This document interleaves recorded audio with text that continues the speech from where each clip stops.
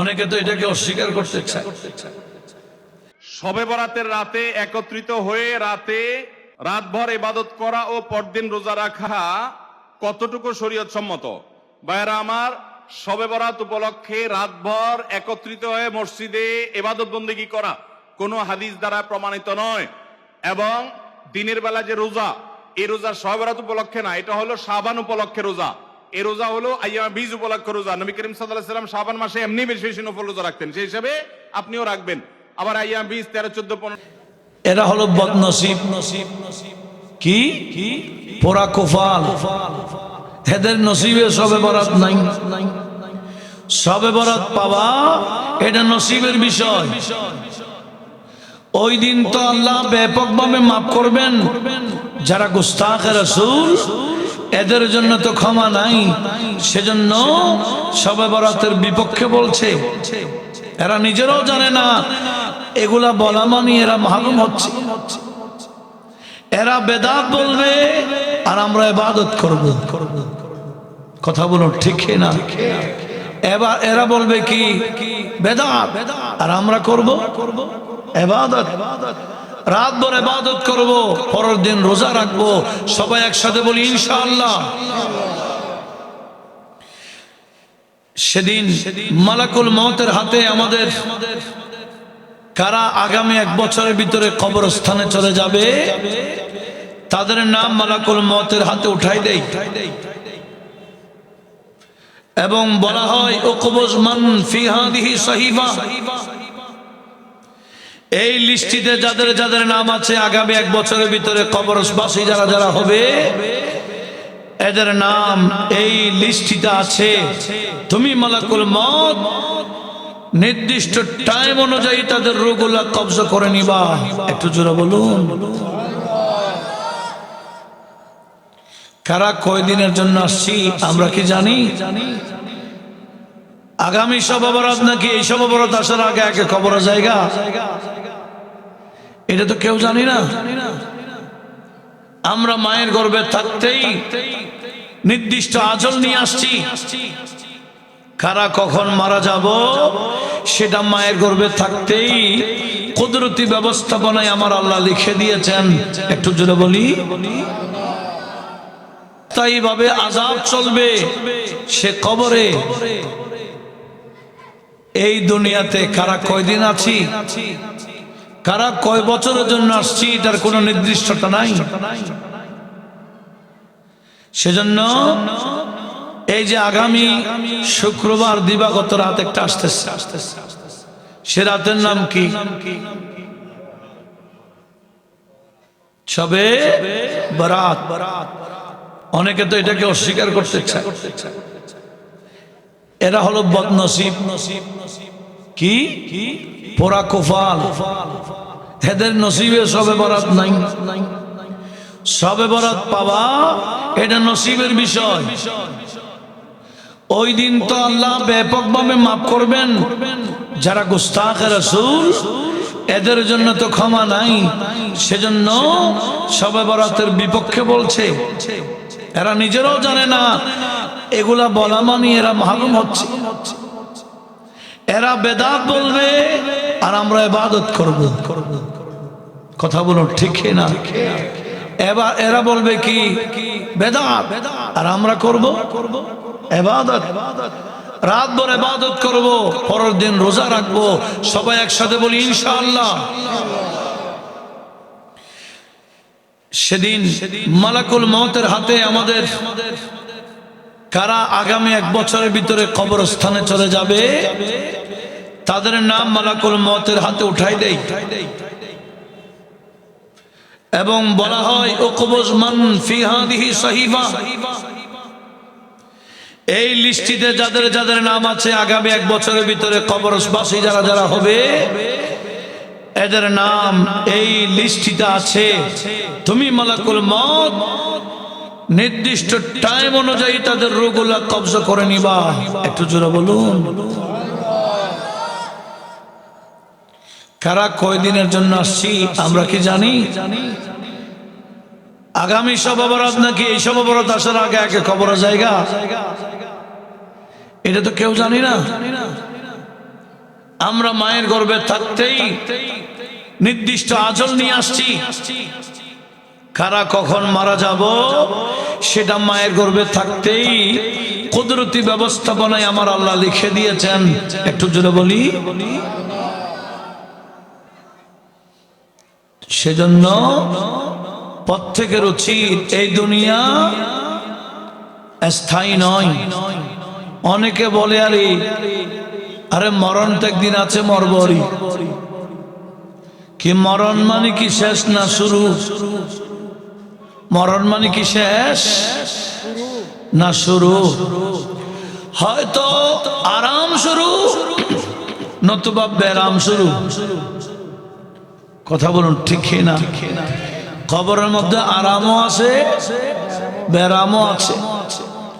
যারা বাস্তবিক পক্ষে নবীজির শরীয়ত এবং সুন্নাত মোতাবেক চলে কবরে যায়, কবর তাদের জান্নাতের বাগান হয়ে যায়। আর যারা নবীজির শরীয়ত সুন্নাতের বিপরীত চলে, এদের কবরগুলা জাহান্নামের গর্ত হয়ে যায়। সেজন্য আমাদের প্রত্যেকের উচিত, এখনো সময় আছে, সুযোগ আছে তওবা করার, আগামী জীবন শুধরাবার। শুধু নিজেরটা না, পুরা ফ্যামিলি। কার বললাম? শুধু নিজে নামাজ পড়লে হবে না,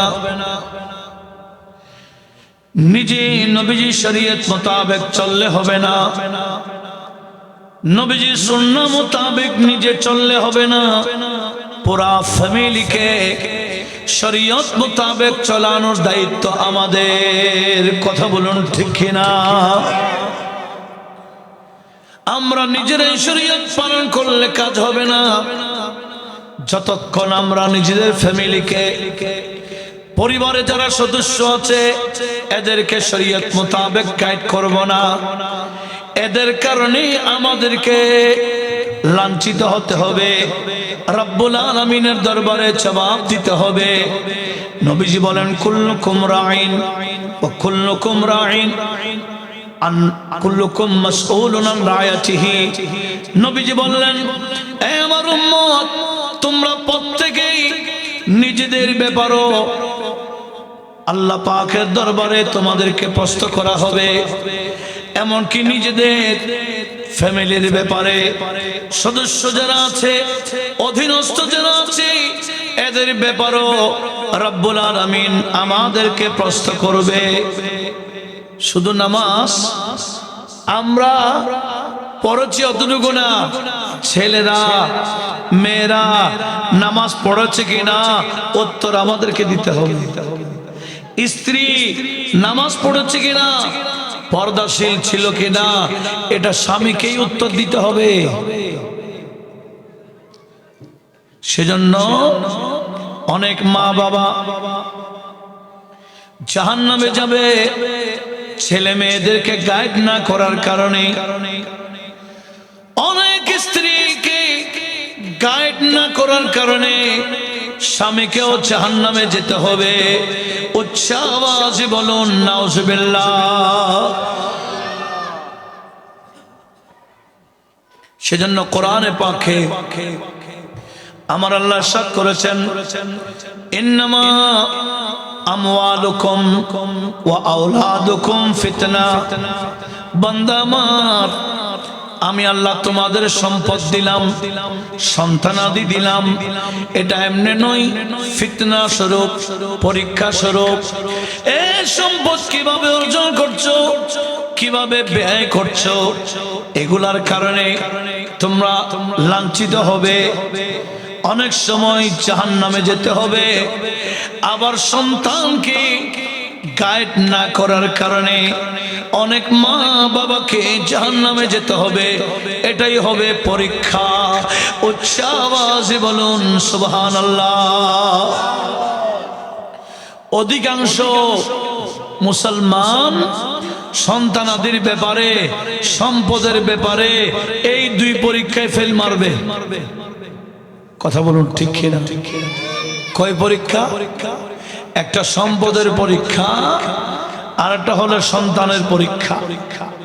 সন্তানের পরীক্ষা মানে সন্তানে দিবে যে না, মা বাবা দিবে। এই পরীক্ষা মা বাবাকে দিতে হচ্ছে। সেজন্য সন্তান, প্রত্যেকটা সন্তানকে শরীয়ত মোতাবেক গাইড করা, এটা মা বাবার কর্তব্য, গাইডিয়ানের দায়িত্ব। একটু জোরে বলি না সুবহানাল্লাহ। একটু লক্ষ্য করুন, যারা বাহিরে আছেন, মাহফিল আপনাদের, এটাকে সুন্দর করার দায়িত্ব আপনাদের। যারা স্বেচ্ছাসেবী, এখন আপনাদের কোনো দায়িত্ব নেই, দায়িত্ব হবে তাবরুক দেওয়ার। এখন সবার দায়িত্ব একটাই, কোথায় বসে যাব। বাহিরে আছেন যারা, একজনও কাঠ নিয়ে দাঁড়ায় থাকবেন না। মাহফিল এটা আপনাদের, সৌন্দর্য রক্ষা করার দায়িত্ব আপনাদের। সবাই বসে যান। এমন শুধু বসলে হবে না, কি বলা হচ্ছে এগুলো লক্ষ্য করতে হবে, সেই মোতাবেক বাকি জীবন শুধরাইতে হবে। তখন মাহফিলের সার্থকতা। আমি আওয়াজ করে গেলাম না, আমি চলে গেলাম আওয়াজ দিয়ে, কোনো কাজ হলো না, এটার নাম ওয়াজ নয়, এটার নাম আওয়াজ। ওয়াজ শুনতে হবে এবং আমল করতে হবে। তখন এই ওয়াজ হেদায়েতের মাধ্যম হবে, আখিরাতে আমাদের নাজাতের ওসিলা হবে। একটু বড় আওয়াজে বলুন ইনশাআল্লাহ। লক্ষ্য করুন। তাহলে অধিকাংশ বান্দারা দুই বিষয়ে ফেল মারবে। একটু কথা বলেন, কয় বিষয়ে? একটা বিষয়ের নাম সম্পদ, আরেকটা বিষয়ের নাম আওলাদ, সন্তানাদি। এখন একটু চিন্তা করুন তো, অধিকাংশ মানুষ সম্পদ যে অর্জন করতেছে, হালাল হারাম যাচাই বাছাই কি করতেছে? হ্যাঁ, হালাল হারাম যাচাই বাছাই করতেছে না। কেন? তার ব্যাংকে জমাই দিলে খুশি, কিন্তু ব্যাংক থেকে তুলতে পারবে কিনা সিগনেচার দিয়ে, এটার কোনো গ্যারান্টি আছে? 1000 কোটি টাকা থাকলেও মন ভরে না। ব্যাংক দেশেরটা ভরে গেছে, বিদেশে ব্যাংকে রাখা শুরু। কথা বলুন ঠিক কিনা? দেশের ব্যাংক কি পড়ে গেছে, ভরপুর হয়ে গেছে। এখন বিদেশে ব্যাংকে এগুলো রাখে। অনেকে